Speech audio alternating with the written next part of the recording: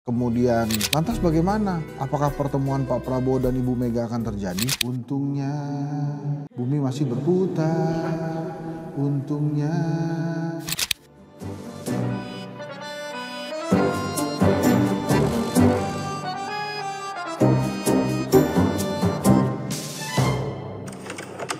Pak Prabowo sudah dilantik, menteri-menteri juga sudah dilantik, Satgas Kritik juga tetap menggelitik, tapi ada satu yang masih menjadi misteri ya, yaitu tentang PDI Perjuangan. Sudah dinanti-nantikan kan pertemuan antara Megawati dan Pak Prabowo Subianto. Bahkan di Satgas Kritik pun kita sudah menduganya berkali-kali. Sudah melewati Sate Bolara Cirebon juga, tapi tetap aja belum juga ketemu ini Ibu Mega sama Pak Prabowo. Kenapa demikian? Banyak hal. Bahkan akhirnya Mbak Puan pun menyerah. Waktu itu Mbak Puan sempat ngomong tuh, sudah disiapkan dan tempatnya asik segala macam gitu. Makanannya nasi goreng.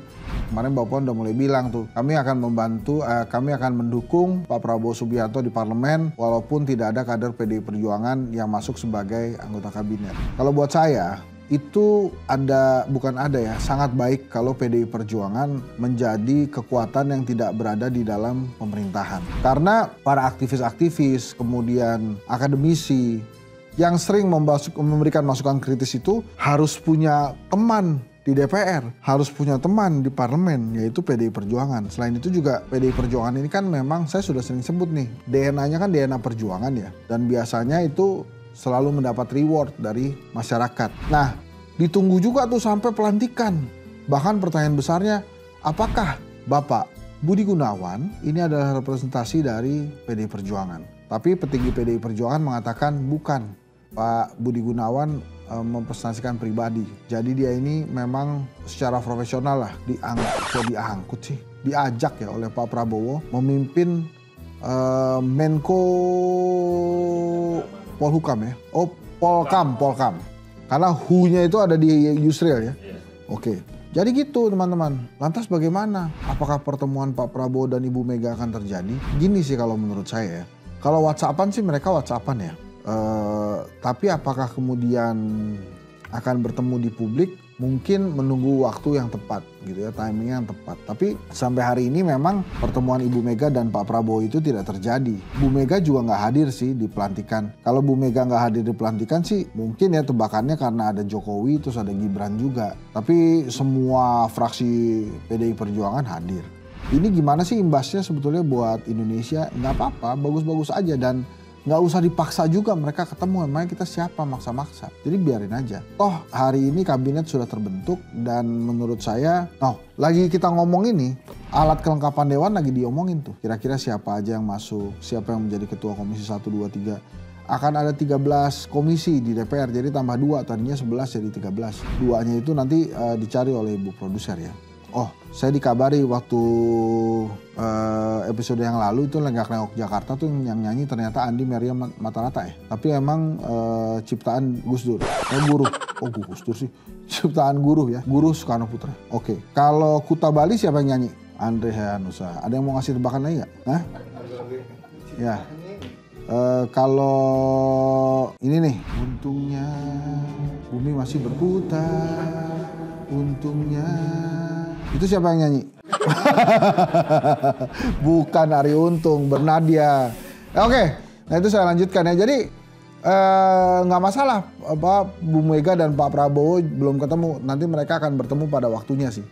Nah, yang menariknya kalau kita bicara pertemuan Bu Mega dan Pak Prabowo belum kejadian itu ada yang lega loh. Kelihatannya yang lega adalah Pak Jokowi. Pak Jokowi lega betul tuh, karena selama ini dia deg-degan. Kenapa deg-degan? Itu kalau Bu Mega dan Pak Prabowo ketemu, anak saya diajak nggak ya? Mas Gibran maksudnya. Atau dia gini, itu kalau Bu Mega sama Pak Prabowo ketemu, terus mereka bikin WA group, saya diajak nggak ya? Tapi Pak Jokowi katanya sudah aman tentram dia di Solo ya, sambil menunggu rumahnya jadi yang 12.000 km persegi itu. Dia sudah berhasil mengatakan Mas Gibran sebagai wakil presiden, kemudian juga anaknya punya partai politik. Jadi ya itulah, dan kita lihat Pak Prabowo pernah menyampaikan pesan sih, jadi kalau nggak mau dirangkul nonton tapi jangan ganggu gitu ya. Tapi kalau ke Bu Mega kelihatannya dia nggak akan ngomong sekeras itu sih. Dia baik-baik aja dengan Bu Mega. Jadi PDI Perjuangan tetap memimpin DPR. Mbak Puan Maharani yang menjadi ketua DPR, dia mengatakan akan mendukung pemerintahan Pak Prabowo dari parlemen. Apa artinya? Ya artinya akan ada masukan-masukan kritis tetap pada Pak Prabowo, tapi apa ya, dukungan dari DPR kepada Pak Prabowo itu akan tetap ada gitu. Wah, ini menarik lagi saudara-saudara ya. Nah, kemudian selain pertemuan Megawati dan Pak Prabowo, ini juga kita kan sedang menuju mengarah kepada pilkada serentak ya. Jadi makin dekat setelah event pelantikan presiden akan dekat ke pemilihan kepala daerah, gubernur, wali kota, bupati. Nah itu nampaknya menarik. Jadi teman-teman, setelah pelantikan Pak Prabowo, ini setelah pelantikan para menteri juga masih ada satu event politik lagi yang kita tunggu ya. Setelah itu baru kita menantikan kira-kira timnas Indonesia berhasil lolos Piala Dunia atau tidak. Jadi kita menantikan nanti, jangan lupa 27 November kita pergi ke TPS, kemudian dipilih siapa kira-kira kepala-kepala daerah yang memang menurut kita bagus dan baik. Itu, jadi jangan kemana-mana dulu, tetap tunggu pemilihan kepala daerah. Nah terus gini, Pak itu kementerian, ini bener nih, yang nanya bener nih. Pak Hensa katanya, itu kementerian-kementerian baru terima pegawai baru nggak? Aduh. Kemungkinan besar terima ya, tapi mungkin Anda saingannya banyak. Karena menurut Pak Jokowi sendiri waktu dia jadi presiden cari kerjaan itu susah. Tapi kelihatannya Anda bisa menjadi pilihan utama juga. Kalau pada saat melamar pekerjaan itu jadi PNS, itu perlu ditulis siap ditempatkan di IKN. Itu pasti akan dipertimbangkan. Karena banyak banget ASN, PNS yang nggak mau pindah ke IKN. Jadi kalau Anda menulis itu, mudah-mudahan Anda bisa diterima di kementerian-kementerian baru dan berangkat. Iya, kalau kementerian baru tuh terima PNS baru ya? Hah? Tapi yang udah jadi PNS kali pindahan dari kementerian lain gitu masuk situ ya? Gitu ya? Berarti Pak Prabowo sudah membuka lapangan pekerjaan baru buat rakyat Indonesia. Jadi silakan saja Anda melamar lah ya pekerjaan itu. Itu banyak ya, Pak Prabowo kan juga pasti butuh anak buah banyak tuh ya. Oh, yang menggantikan Kakak Teddy mungkin akan dicari tuh. Karena Kak Teddy kan seskap ya. Tapi itu gimana ya? Dia harus keluar dari TNI atau tidak ya?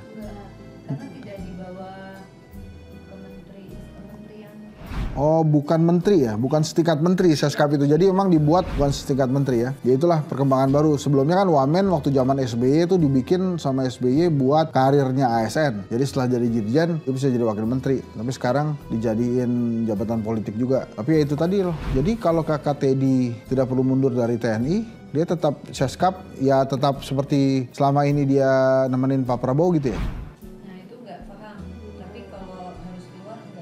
Oh, gitu kira-kira. Satgas Kritik terima kru baru? Ya, itu jangan diomongin dulu ya. Teman-teman langsung melotot ini ibu produser. Tapi intinya adalah marilah kita berjuang sebaik-baiknya untuk kehidupan kita ya. Karena inti dari kehidupan kita adalah kita. Kayak Jokowi ya, adalah kita. Tapi dia sudah pulang ke Solo. Ya, kali-sekali balik lagi kali ya. Nengokin Mas Gibran. Nak, Bapak kangen istana nak. Bapak... Kok gitu sih? Emang beneran itu terjadi, lu tatit-tatit aja. Ini jadi jorok nih, YouTube-nya lama-lama. Kebanyakan tatit-tatit. Ini emang nih, ibu produser ini apa-apa tit, apa-apa tit, tentang belum nikah. Tit gitu terus. Nah, itu dia. Itu kita buka lowongan. Kalau tadi nanya-nanya lowongan, silakan cantumkan, kirimkan foto Anda, nanti saya kirimkan ke ibu produser.